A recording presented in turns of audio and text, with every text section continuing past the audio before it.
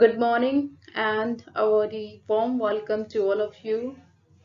My name is Rashmi and today I'm going to discuss the prominent topic New Education Policy.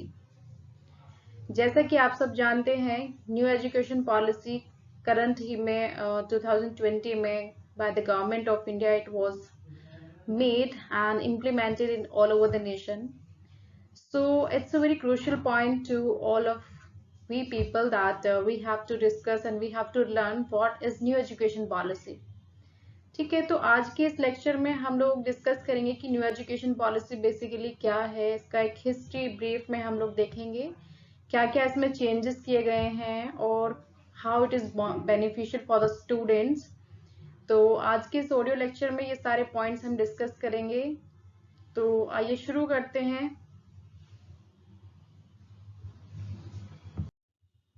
History of New Education Policy. In this very first slide, I have mentioned a brief history of New Education Policy. यहाँ पे मैंने new education policy को एक brief में उसकी history जो है उसको बताने की कोशिश की है। आप सब ध्यान दीजिएगा। Earlier it was known by the name of national policy on education. जो ये आपकी NEP है यानी न्यू एजुकेशन पॉलिसी, पहले इसको नेशनल पॉलिसी ऑन एजुकेशन के नाम से जाना जाता था। That formulated by the government of India to promote and regulate education in India. The first NPE यानी national policy on education came into entity by the efforts of Kothari commission in 1968। जो सबसे पहले आपका न्यू एजुकेशन पॉलिसी है जिसको national policy on education के नाम से भी जानते थे, ये सबसे पहले आपके कोठारी कमीशन के द्वारा एंटिटी में आया 1968 में by the time of Indira Gandhi and later it was revised in 1986 by the time of Rajiv Gandhi. बाद में 1986 में इसको रिवाइज किया गया, इसमें कुछ चेंजेस किए गए। The former prime minister of India, जैसे हम सब भी जानते हैं कि जो राजीव गांधी हैं वो हमारे फॉर्मर प्राइम मिनिस्टर हैं, तो उनके समय में 1986 में न्यू एजुकेशन पॉलिसी, जिसको हम पहले नेशनल पॉलिसी ऑन एजुकेशन के नाम से जानते थे, उसको रिवाइज किया गया जिसमें कुछ मिन्यूट चेंजेस किए गए। Then and this is the third time when it changed by the present government of Prime Minister Narendra Modi with the name New Education Policy 2020। जैसे कि मैंने आपको बताया पहले इसका नाम नेशनल पॉलिसी ऑन एजुकेशन था NPE, लेकिन अब by the government of India और at the time of Prime Minister Shri Narendra Modi, इनके कार्यकाल में इसका नाम न्यू एजुकेशन पॉलिसी कर दिया है, जो कि 2020 में आपका बन के तैयार हुई है और उसको इम्प्लीमेंट भी कर दिया गया है। ठीक है, तो ये एक ब्रीफ हिस्ट्री है जो आपकी NPE या फिर न्यू एजुकेशन पॉलिसी भी कह सकते हैं, ये है। ठीक है, अब आइए देखते हैं आगे क्या क्या इसमें चेंजेस किए गए हैं और क्या क्या इसमें रिफॉर्म्स हुए हैं। Some important reforms in education policy. The education formula of 10 plus 2 is replaced by 5 plus 3 plus 3 plus 4 of schooling. जैसा कि हम सब जानते हैं कि पहले जो एजुकेशन फॉर्मूला था वो था आपका 10 plus 2 यानी हाई स्कूल और उसके बाद इंटर, लेकिन अब ये जो फॉर्मूला है 10 plus 2 इसको रिप्लेस करके 5 plus 3 plus 3 plus 4 ये आपका फॉर्मूला जो है गवर्नमेंट ने न्यू एजुकेशन पॉलिसी में बनाया है। इसको और डिटेल में हम आगे देखेंगे। देन सेकंड रिफॉर्म्स हुआ है 3 language formula has been changed. Now the primary education will be provided in the mother tongue और in regional language of the students. जो सेकंड जो प्रोमिनेंट थिंग इसमें हुई है वो है कि जो 3 लैंग्वेज फॉर्मूला था, यानी पहले क्या था कि आपको 2 आपकी नेशनल लैंग्वेज या फिर आपकी रीजनल और मदर टंग और 1 इंग्लिश लैंग्वेज, ये आपको बेसिकली 3 लैंग्वेज फॉर्मूला था। इसको अब रिप्लेस कर दिया है और उसमें ये चेंज किया गया है कि जो चाइल्ड है उसकी जो प्राइमरी एजुकेशन है, जो बेसिक एजुकेशन है उसकी, वो उसको उसकी रीजनल लैंग्वेज या फिर उसको मदर टंग में दिया जाएगा। जैसे फॉर एग्जांपल, अगर कोई स्टूडेंट्स किसी तमिल कम्युनिटी से बिलोंग करता है तो उसकी जो प्राइमरी एजुकेशन है वो उसको तमिल लैंग्वेज में दी जाएगी। या फिर मान लीजिए कोई बंगाली फैमिली से बिलोंग करता है या बंगाली कम्युनिटी से कोई चाइल्ड है, तो उसकी जो प्राइमरी और basic education means basically 5th class तक लगभग, उसकी जो शिक्षा है वो उसको उसकी मदर टंग या फिर उसकी रीजनल लैंग्वेज में दी जाएगी। This curricular structure of 5 plus 3 plus 3 plus 4 can be divided into the fundamental stage, preparatory stage, middle school stage and high school stage. जो ये एजुकेशन फॉर्मूला बनाया गया है 5 plus 3 plus 3 plus 4, इसको 4 स्टेजेस में divide किया है। कौन कौन सी स्टेज हैं, आइए डिस्कस करते हैं। The first one is fundamental stage. जो सबसे पहली जो 5 इयर्स का जो स्टेज है उसको फंडामेंटल स्टेज नाम दिया गया है। It's duration is of 5 years and it include 3 years of primary, grade 1 and grade 2। यानी इसका जो ओवरऑल ड्यूरेशन है वो 5 साल का है, जिसमें 3 साल का प्राइमरी एजुकेशन, प्राइमरी जिसमें आपका LKG, UKG और जो भी आपकी प्राइमरी एजुकेशन है वो आता है, एंड grade 1 एंड grade 2 यानी class first and second. Age group is 3 to 8 years। इसमें जो लगभग जो बच्चे एडमिशन लेंगे या जो बच्चे शिक्षा प्राप्त करेंगे उनकी जो एज है वो लगभग 3 से 8 साल के बीच का होगा। And during fundamental stage the importance will be on mother tongue. जैसे अभी मैंने आपसे बताया कि जो बेसिक एजुकेशन है, जो प्राइमरी एजुकेशन है एक बच्चे का, वो उसको उसकी मदर टंग या फिर उसकी रीजनल लैंग्वेज में दिया जाएगा। ठीक है, जहां से भी वो बिलोंग करता है, जिस भी लैंग्वेज, जिस भी कम्युनिटी से या जो भी लैंग्वेज उसकी एनवायरमेंट में या फिर जो भी लैंग्वेज वो यूज करते हैं फैमिली में, उसी लैंग्वेज में, बेसिकली उसी कम्युनिटी की जो लैंग्वेज है उसी लैंग्वेज में उसको बेसिक शिक्षा दी जाएगी। सेकेंड स्टेज है preparatory stage. Its duration is of 3 years and it includes class 3, class 4 and class 5th। तो ये जो आपकी प्रिपैरेटरी स्टेज है ये दूसरा स्टेज होगा और इसकी जो ड्यूरेशन है वो लगभग 3 साल की होगी, जिसमें क्लास 3, क्लास 4 और क्लास 5th पढ़ाया जाएगा। And the age group is of 8 to 11 years। यानी इसमें जो लगभग जो बच्चे होंगे वो लगभग 8 से 11 साल की एज के होंगे। ठीक है, तो ये आपके शुरू के 2 स्टेजेस हैं। देन नेक्स्ट है आपका मिडिल स्कूल स्टेज। जो मिडिल स्कूल स्टेज है it's duration is of 3 years। Again जो आपका मिडिल स्कूल स्टेज है इसकी ड्यूरेशन भी 3 साल का होगा and it include class 6, 7 and 8। यानी इसमें आपको एक बच्चे को लगभग 3 क्लासेस कराए जाएंगे, class 6, 7 and 8। And the age is 11 to 14 years। यानी इसमें जो एज ग्रुप होगा, बच्चों की जो आयु होगी वो लगभग 11 से 14 साल के बच्चे इसमें पढ़ाई करेंगे। Computer coding will be taught to the students of class 6 to onwards। एक जो इसका बहुत जो एक अच्छा जो एक एडवांटेज है और एक तरीके से जो गवर्नमेंट ने जो इसमें चेंज किया गया है वो ये है कि इस ड्यूरेशन में कंप्यूटर कोडिंग भी सिखाया जाएगा, यानी कंप्यूटर नॉलेज भी बच्चे को दी जाएगी। इंटर्नशिप और प्रैक्टिकल एक्सपीरियंस ट्रेनिंग, और इसी के साथ अगर मान लीजिए कोई बच्चा अपनी कोई प्रैक्टिकली कोई कुछ सीखना चाहता है, जैसे मान लीजिए कोई इलेक्ट्रीशियन के कुछ क्षेत्र में कुछ करना चाहता है या फिर किसी और एक्स्ट्रा किसी कोई उसकी कोई एक्टिविटी है लाइक सिंगिंग या फिर डांसिंग या फिर कुछ नया अगर वो करना चाहते हैं तो इसके लिए भी इसमें स्पेशल ट्रेनिंग दी जाएगी। तो यानी इसमें इंटर्नशिप भी होगा प्रैक्टिकल एक्सपीरियंस ट्रेनिंग का और आपको कंप्यूटर नॉलेज भी प्रोवाइड कराई जाएगी। तो जो ये मिडिल स्कूल स्टेज है ये बेसिकली काफी इंपॉर्टेंट हो जाता है आपका। ठीक है, ये 8th क्लास तक आपका कराया जाएगा। 8th क्लास के बाद नेक्स्ट आता है आपका हाई स्कूल स्टेज।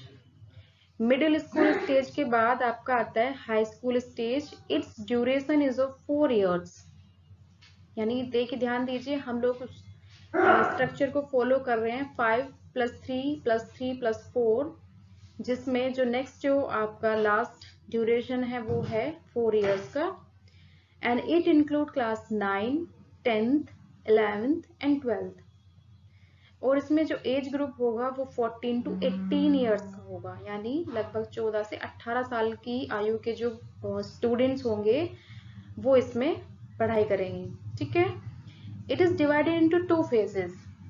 जो ये आपका हाई स्कूल स्टेज है इसको 2 phases में डिवाइड किया गया है, जिसमें फर्स्ट है सेमेस्टर सिस्टम ऑफ एग्जामिनेशन, यानी जो एग्जाम कराए जाएंगे वो सेमेस्टर सिस्टम में होंगे। देखिए ध्यान दीजिएगा, पहले 9, 10th और 11, 12th, बेसिकली 10th और 12th जो है उसमें बोर्ड एग्जाम्स होते थे, है ना। अब क्या है कि अब इसमें सेमेस्टर सिस्टम होगा। And 360 degree assessment report card, और इसी के साथ आपको एक रिपोर्ट कार्ड भी दिया जाएगा जो आपका एक ओवरऑल परफॉर्मेंस को शो करेगा। ठीक है। Next, no stream system. A student can opt any subject of any stream of his or her interest, like history and polity with physics। देखिए, ये मुझे सबसे इंटरेस्टिंग लगता है इसका, नो स्ट्रीम सिस्टम। यानी अगर किसी बच्चे को फिजिक्स पढ़ने में किसी को अगर मान लीजिए फिजिक्स पढ़ने में इंटरेस्ट है और उसी के साथ वो कोई पॉलिटिकल सब्जेक्ट या कोई लैंग्वेज लाइक हिंदी या फिर इंग्लिश या फिर हिस्ट्री, कुछ ऐसा सब्जेक्ट अगर वो पढ़ना चाहता है तो ऐसे भी उसके वो कर सकता है कि मान लीजिए उसको एक सब्जेक्ट लेना है केमिस्ट्री और दूसरा उसको लेना है संस्कृत, तो दोनों सब्जेक्ट लेके वो पढ़ सकता है।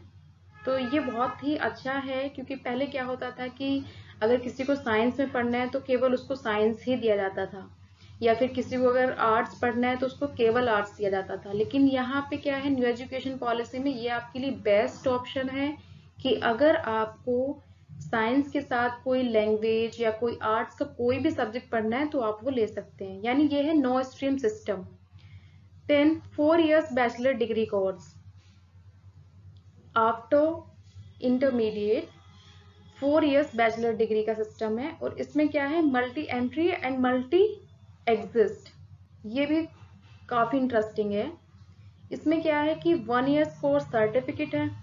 फॉर एग्जाम्पल, अगर कोई स्टूडेंट बीए में या बीएससी में किसी भी कोर्स में वो एडमिशन लेता है और अनफॉर्चुनेटली या फिर मान लीजिए उसकी इच्छा नहीं है, 1 साल के बाद उसको उसमें इंटरेस्ट नहीं आ रहा है या उसको कहीं शिफ्ट करना है या फिर उसके साथ कोई ट्रेजेडी है या कुछ भी है, and he is enable to complete his next study, तो इन दैट केस अगर वो 1 साल अपना ग्रेजुएशन का कंप्लीट करने के बाद वो उसको छोड़ना चाहे तो उसको 1 साल का कोर्स सर्टिफिकेट दिया जाएगा। ठीक है। फिर देन 2 years कोर्स डिप्लोमा।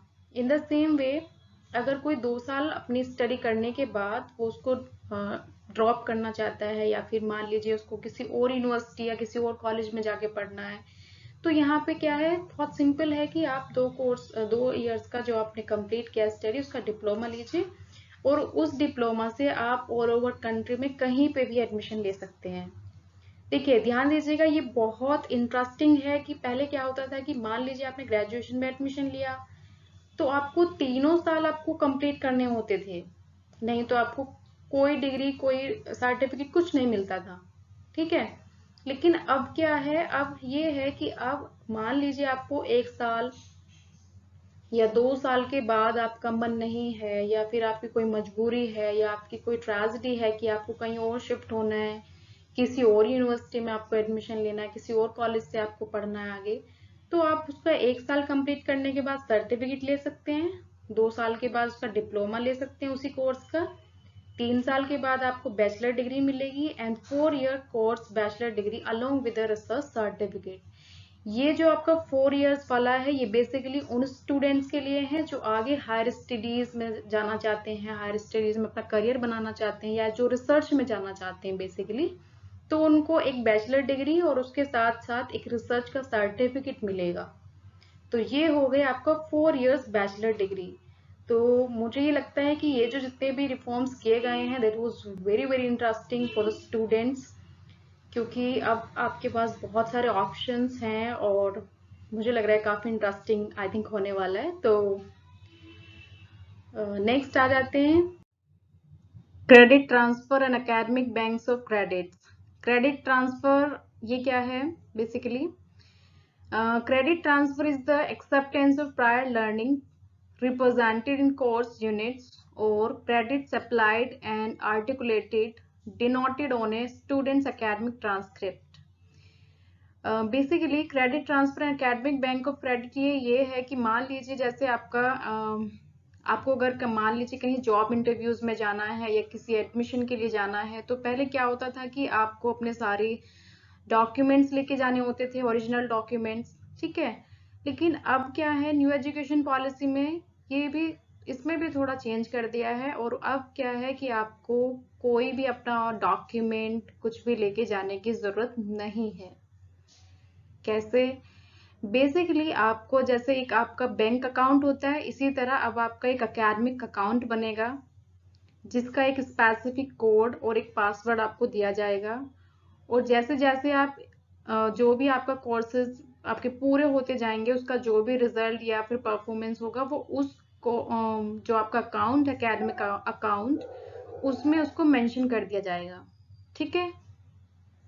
यानी आपकी जो ओवरऑल परफॉर्मेंस है वो अब ऑनलाइन एक अकाउंट में आपकी सारा शो होगा। जैसे आपको अगर मान लीजिए कहीं जॉब इंटरव्यूज में आप गए या फिर आप किसी एडमिशन के लिए अगर आप कहीं जाते हैं, तो आपको बेसिकली बस वो कोड और वो पासवर्ड लेके जाना है। आप किसी भी वहाँ पे जो भी आपके डॉक्यूमेंट या जो भी आपके परफॉर्मेंस देखना चाहें, आप उसको वो लॉग इन करके वो कोड से और पासवर्ड से आप उसका आपको वो आपकी पूरी परफॉर्मेंस को देख सकते हैं, ठीक है। तो ये मुझे लगता है ये इसका सबसे ज्यादा क्रूशियल पॉइंट है कि आपको अब किसी भी डॉक्यूमेंट को लेके जाने की, या फिर किसी, जैसे मान लीजिए पहले क्या होता था, बड़ी जिम्मेदारी होती थी कि कोई डॉक्यूमेंट आपका मिस ना हो जाए, कोई डॉक्यूमेंट खराब ना हो जाए। लेकिन अब इन चीजों की भी झंझट एकदम खत्म है, क्योंकि अब आपका जितना भी डेटा है, जो भी आपकी परफॉर्मेंस, जो भी आपके रिजल्ट्स हैं, वो सब ऑनलाइन हुआ करेंगे, जिसमें आपका एक credit transfer academic bank of credit transfer कैसे कि अगर आपका किसी एक कॉलेज में